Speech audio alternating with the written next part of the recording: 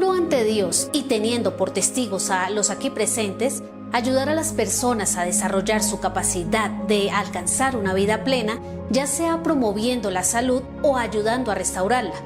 Estas fueron las palabras más emblemáticas de aquella mujer cristiana que sería considerada como la fundadora de la enfermería moderna.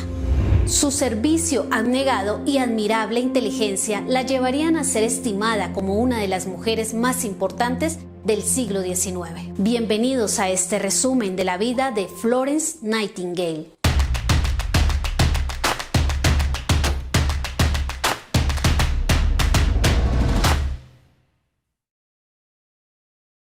Florence Nightingale nació el 12 de mayo de 1820 en Florencia, Italia.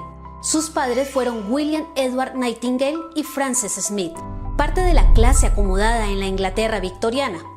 Su padre fue un intelectual de Cambridge y cuando Florence era niña, él le enseñó latín, griego, historia y filosofía. Al crecer, Florence aprendió aritmética, geometría y álgebra, siendo uno de sus tutores el gran matemático James Joseph Sylvester. El cristianismo jugó también un papel muy importante en su vida, ya que fue criada en la iglesia anglicana. De hecho, Florence llegó a bautizarse como anglicana en Florencia y cuando partió para Hampshire, asistió a los servicios de aquella iglesia junto con su familia.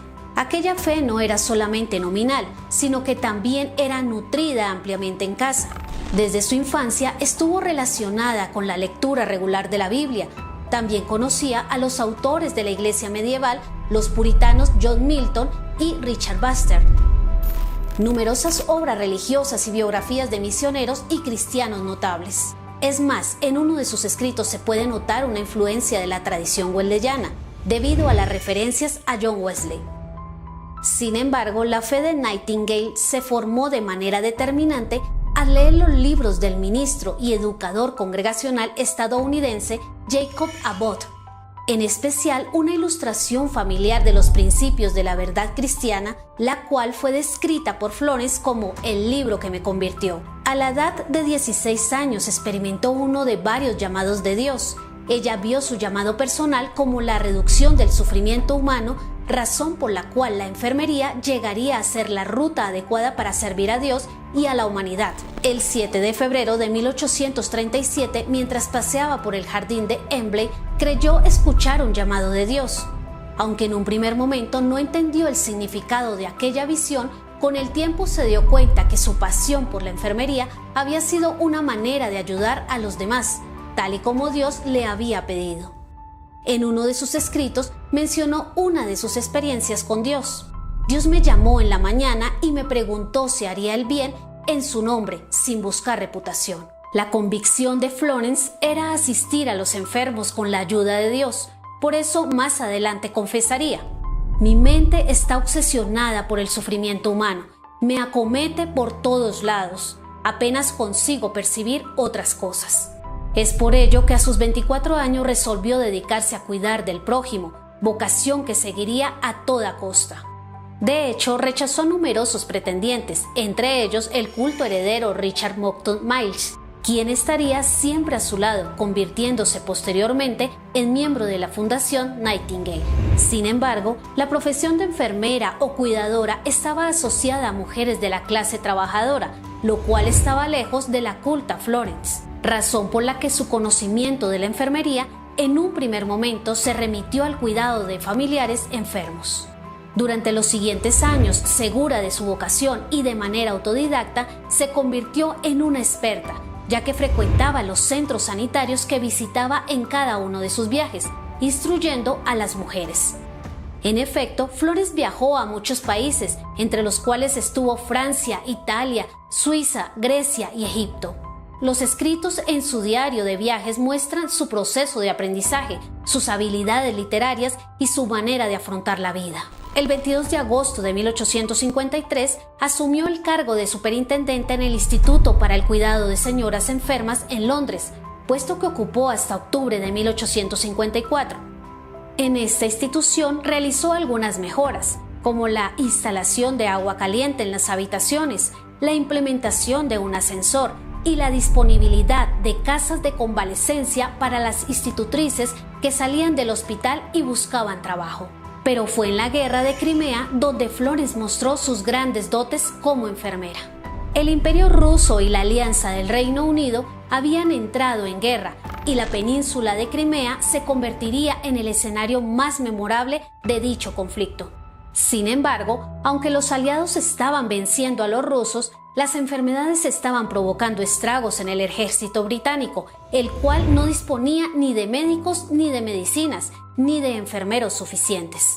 De hecho, en las primeras semanas de conflicto, de cada 100 muertos, 80 eran víctimas de los deficientes tratamientos sanitarios. En aquel momento, Sidney Herbert, antiguo conocido de la familia Nightingale, era el secretario de guerra en Gran Bretaña y debido a que conocía los servicios de enfermería de Florence, decidió solicitar su ayuda. El 21 de octubre de 1854, Florence y un equipo de 38 enfermeras voluntarias, muchas de ellas entrenadas por ella misma, fueron transportadas hasta la base de operaciones británica en Scutari. Pero encontraron un panorama desolador.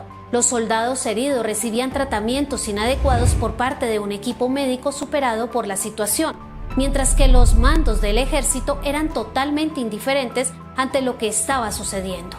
Los suministros médicos escaseaban, la higiene era lamentable y las infecciones abundaban. No se contaba con equipamiento apropiado para procesar los alimentos y además la comida era insuficiente. Durante el primer verano de Florence en Scutari, algo más de 4.000 soldados perdieron la vida. Fallecieron 10 veces más soldados por enfermedades como tifus, fiebre tifoidea, cólera y disentería que por heridas en el campo de batalla. En 1855, el gobierno británico destinó una comisión sanitaria a Scutari, donde Florence participaría. Durante su gestión, ordenó la limpieza de los vertederos contaminantes y mejoró la ventilación del hospital.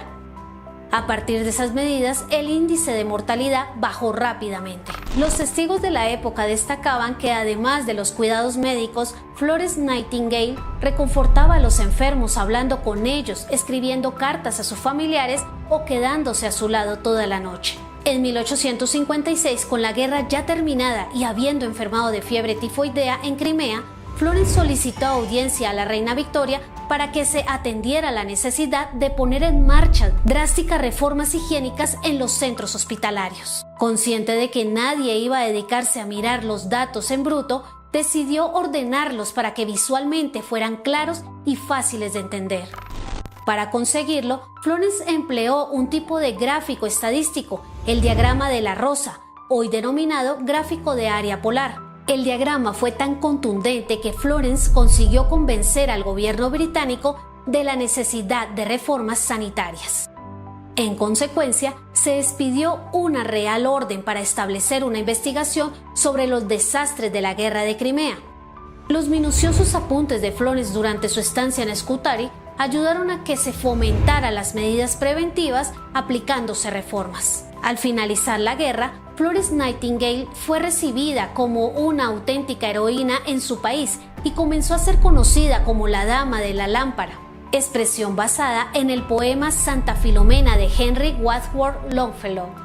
También en 1860 llegó a inaugurar una escuela de adiestramiento de enfermeras en el Hospital de St. Thomas, comenzando a trabajar y escribir sobre diferentes reformas sanitarias. Cabe resaltar que los aportes de Florence Nightingale al campo de la estadística fueron reconocidos con su nombramiento como miembro de la Sociedad Real de Estadística en 1858, siendo la primera mujer en acceder a ese cargo. Además, en 1874 se convirtió en miembro honorífico de la Asociación Americana de Estadística. En sus últimos años, Florence Nightingale realizó un exhaustivo informe estadístico acerca de las condiciones sanitarias en las zonas rurales de la India, promoviendo la introducción de mejoras en la atención médica y en el servicio de salud pública en ese país. También recibió importantes premios. En 1883, la reina Victoria le otorgó la Real Cruz Roja y en 1907 el rey Eduardo VII le concedió la Orden del Mérito, honor que recibiría por primera vez una mujer. Asimismo, en 1908 se le entregó las llaves de la ciudad de Londres. Florence pasó muchos años postrada en cama a causa de una enfermedad contraída en Crimea. A esto se sumó una depresión que fue apagando su vida. El 13 de agosto de 1910, con 90 años, moría en su casa de Londres. 5 años después se erigía en Waterloo Place, el monumento de Crimea en honor a su importante contribución en aquel conflicto. Ahora bien, aunque las creencias de Florence Nightingale no siempre fueron ortodoxas, no hay duda que la vida de Florence nos enseña que vivir como verdaderos cristianos se demuestra mediante el amor y el servicio abnegado hacia los demás. El servicio de Nightingale se nutrió de la oración, así como de una amplia lectura devocional. Ella creía que se necesitaba una vida de oración para servir eficazmente a los demás. Sus cuadernos de notas muestran el secreto de aquel celo con el que consagró su vida para servir, ya que su extraordinaria inteligencia se alimentó de un constante estudio de la fe cristiana y su vida fue manifiestamente la expresión de sus creencias. Por tal razón, Florence solía decir: los que tienen que trabajar como hombres y mujeres deben sobre todas las cosas tener un ideal espiritual que es su finalidad siempre presente. ¿Y tú qué piensas? ¿Por qué el servicio sacrificado hacia los demás debería ser la principal característica de un cristiano? ¿De qué manera la vida de Florence te lleva a considerar la importancia de servir al prójimo? ¿Qué decisiones prácticas puedes tomar para empezar a servir abnegadamente a los que te rodean? Déjanos tu opinión en los comentarios, pero también suscríbete y activa la campanita para ver más videos como este.